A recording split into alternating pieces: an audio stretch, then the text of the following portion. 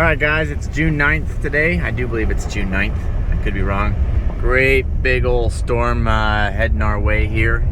It wasn't a hot day. It was relatively cool. It was raining this morning. But it was incredibly humid. And the storm chasers are actually within 45 minutes of us down here tracking these big storms. They're calling for some baseball-sized hail, some tornadoes, and all that fun stuff. Here, let me put this phone in this thing here. There we go. Sorry about the bug guts there, but here, let me zoom in on this a little bit. There we go. So I'm just gonna go and put a few vehicles and just kind of tuck a few things away, just in case this thing does actually have a bunch of hail in it, because we don't really want anything like that to happen, and or blow down our bins. Yeah, I should probably double check that. Okay, I'll let you guys go. Okay, we're just showing up at the farm here. I see someone's coming down the road. Oh, Brian's here. So when a storm comes in and all of a sudden it's mad rush, everyone's trying to get all their stuff parked away, hidden the best that they can.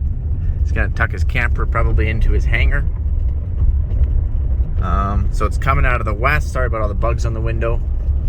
We want to make sure that the sprayers are pointing east to protect the back windows or the front windows. We do not have nearly enough shop space for all of our equipment. So you just kind of, so what we're gonna do here, this big old trident, we're just gonna pull it this way, so that way, storm's coming from the west. If it does come in with any driving hail, the big back tank will protect the windows. All right. Gonna pull it this way.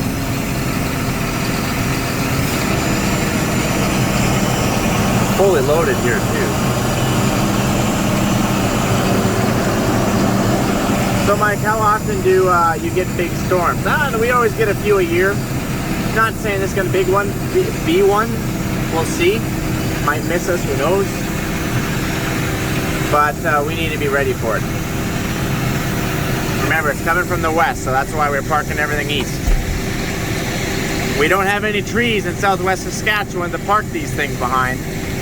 And we have about enough shop space for like a few pieces of equipment, and that's about it. So you could tuck them in behind the bins. We have tucked stuff in behind the bins before, but then we had a big driving windstorm that came, took the bin, crashed the bin into what we tucked it behind. So that didn't really work too well for us. Stand on this behemoth of a tank here.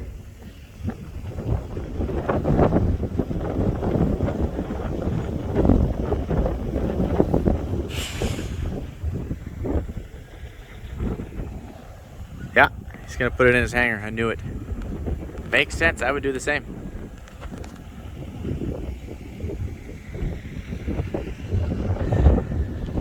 All right, I gotta keep tucking some stuff away. All right, we just parked the Patriot facing east. Same with the deer facing east. Mike, why don't you hide them behind a tree? I told you we don't have any trees. Why don't you hide them behind a shop or something? Well, that's a good question. We did park the little Apache that we have on demo here behind that shop. Otherwise, the shops are full. Shops are all full, you guys. I don't think this storm is going to materialize in terms of hail, but it could happen. So that's why everything's facing east. Mike, have you had big hail before? That's actually true. We have. We've had basically the size of your fist. There wasn't very many, and they came straight down. They wrecked all the roofs of our bins, the shop roofs, Brian's hangar roof. They broke all the windows out of stuff. They dented stuff, broke the fiberglass on the combines, broke the roofs, dented a lot of things. So did a lot of damage. That was pretty recent. I think that was only like 2 years ago or something. 2, maybe 3. So that's the only time we've ever had hail that big. Otherwise, golf ball and loony and toony size would be the most common. Like, surely this would tell you that you need to build like a gigantic shop where you can put all your equipment. I agree, that is on the bucket list. But to be quite honest with you, those shops are very, very much money. And a lot of our equipment, we rotate out every couple years. So, and normally we don't get a hailstorm big enough to do any damage. We always get hail typically every year, don't get me wrong. We've had a big percentage of our farm hailed out before. We've lost 50% of our farm just due to hail. And yes, you can put hail insurance on if you would so like to do so. But then it's like throwing it all on red at Vegas, really, because you don't know if it's going to hail, and you hope to get some hail to get your premium back, because you have to pay a lot of money to put hail insurance on. So look at this light show that's going to be happening for us here. I think it's going to be pretty awesome. Well, guys, we're back at home here. It's dark. I know you guys can't see nothing. The storm is getting a little bit closer. I think there's no hail in it anymore. It's dissipated. Looks like we're probably still going to get quite a bit of rain. Probably shouldn't stand underneath this power line I'm underneath right now, but sorry you guys can't really see nothing here. Just kind of right in town.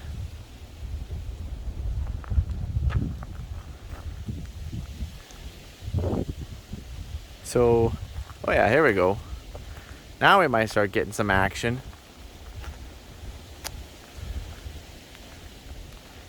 See here. If you look here, those lights out over there, that's actually our farm.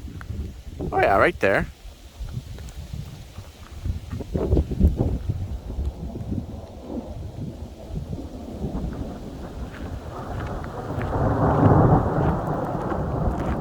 I'm literally standing out in the middle of a lightning storm. I don't know if that's the smartest thing I've ever done, but I think I would rather ride on the side of an air drill than stand out in the lightning storm. At least I can control the air drill, where I can't control where this lightning is going to go.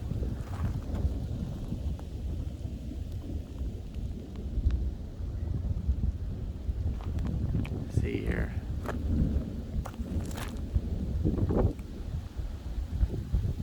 Just trying to see if we can't get some good lightning shots here. So bear with us. Bear with us. It's not something I can just quickly turn on.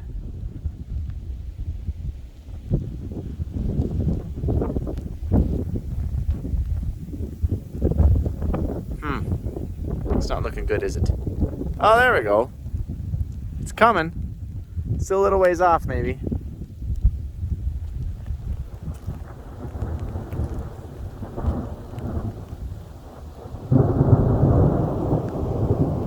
Okay, I'll wait till it gets a little closer, I guess. Good morning, guys. It's June 10th. Remember that storm came through there last night, and I checked the weather stations on some of our further west stuff, and it had about 1.6 inches. And I'm like, oh, if it came that fast, probably came with hail. And so this is the next day, and it's still here. So obviously it came with some very small stuff. Mike, will that damage your crops? Yeah, you know, that might chop them up a little bit. You got to remember, they're only like in the 5-6 leaf stage. So they'll easily grow back out of it.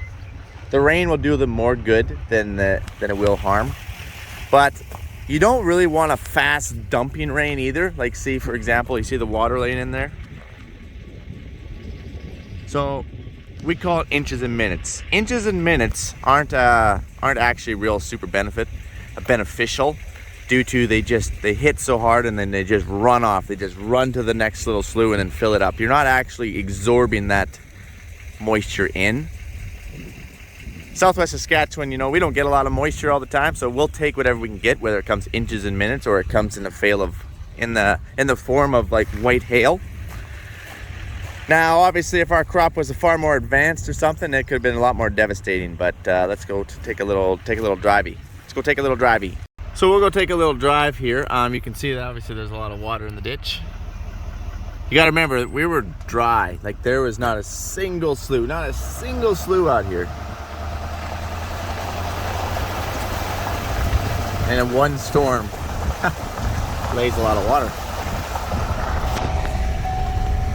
Hold on, we're just gonna pull into this approach. We're just gonna take a little walk in the field here.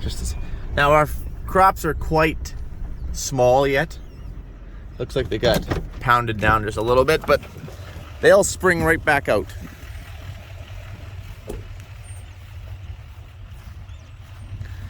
Oh, yeah, see? Broke this guy off here.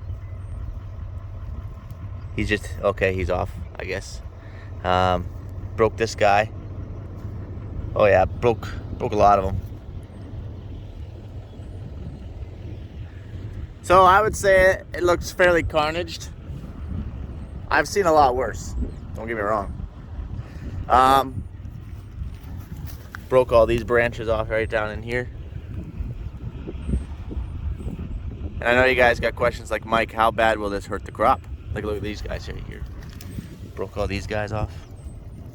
Broke all these guys. Folded him over. Since this crop is only like 5-6 leaf, this will still do it more good than bad. Okay? It will take a few days for this to kind of smarten back up, and then give it a week and it's just going to be growing like a crazy thing. Now, there is different products you can put on it. You can put different products on, fungicides. Basically, you can give it Band-Aids, give it a good Gatorade, you know, give it a good pat on the back to smarten it back up.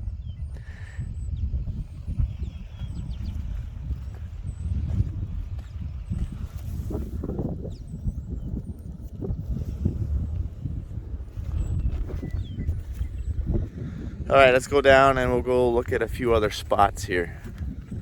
Mike, are you gonna treat your field here with anything? Are you gonna put some foliar on it? Foliar is like a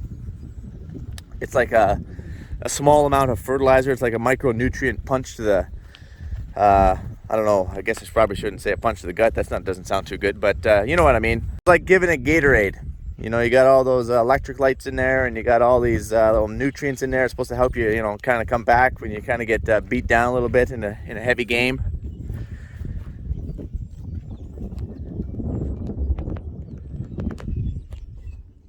So, all this water is new. Don't say anything bad about the water. We like it. Most of all that will evaporate. That big guy over there probably won't, and maybe that medium-sized one, he probably won't. He'll probably stick around for a little while, but all right, let's wander over and see if we go to a little different part of the field here. Okay, so I've been driving around, almost got stuck, but I didn't. This is a 2-mile field, and if you drive down 2 miles to the other end, it's pretty much just rain. And not even as much rain, because there's no water laying around. I shouldn't say no water, but very minimal. You drive to the other end of this 2-mile strip, and there's more water, and the crop is definitely laid flat from the hail. And down there, it's standing tall. So obviously the storm came across and kind of got, I don't know, I would say about 1/3 of the south end of this. So Ash and I have been talking. We might come out here with some foliar and we might spray on this stuff just to kind of give it a good pat on the back and, you know, encourage it along and say, hey, you got this.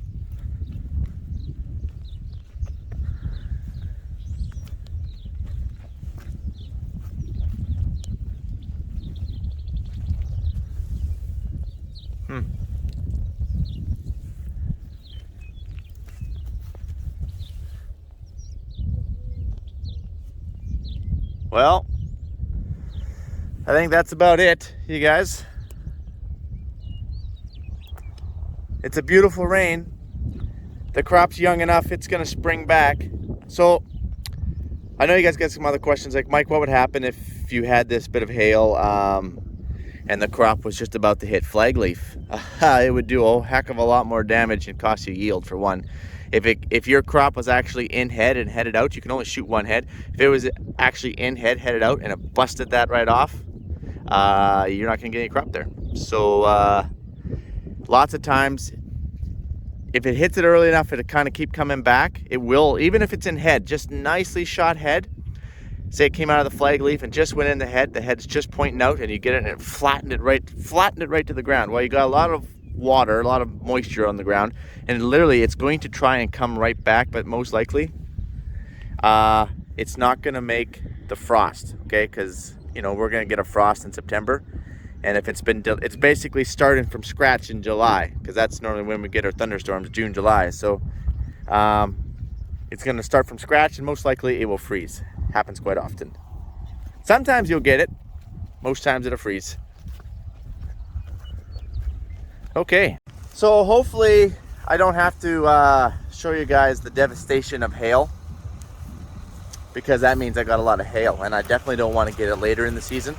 If I'm gonna have hail, I'd rather have it now, but let's be honest, hail will typically come later in the season. So hopefully we don't have these videos again when it comes to hail. This is minor hail, by the way. This is very, very minor. This is really hardly anything to video about, but I wanted to show you it anyway. Here we still got a little bit of hail in the ditch. And I couldn't find any hail in the ditch 2 miles down the road. So, yeah. I wanted to show you guys, here's the weather station.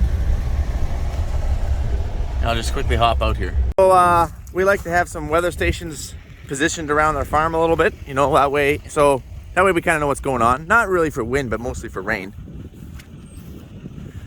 This one is actually a Farmer's Edge weather station. So it calculates the wind, the direction of the wind, the humidity. It's powered by solar, and then it collects water. And I'm assuming it must collect water in there. Can you guys see anything in there? And then whatever this thing, if it gets any moisture or rain, it will email me how much it got. So I got an email at 6 o'clock this morning saying that there's about 1.6 inches out here within the last 12 hours. And you can also, it just monitors everything. So one nice thing about it is if you keep it out there for multiple years, you can kind of see the weather trends. See? So that's kind of cool. Okay guys, I'm out of here. This Sastel guy is stuck. Yeah. Just backing across the road here. So he's just gonna evaluate his situation. And we're gonna give him a pull if need be, so I should probably find a strap. He's just gonna drive down the ditch there, I guess, a little bit. He knows where the culvert is. Oh yeah, he's got this. Didn't want to be on our stuck list, I guess.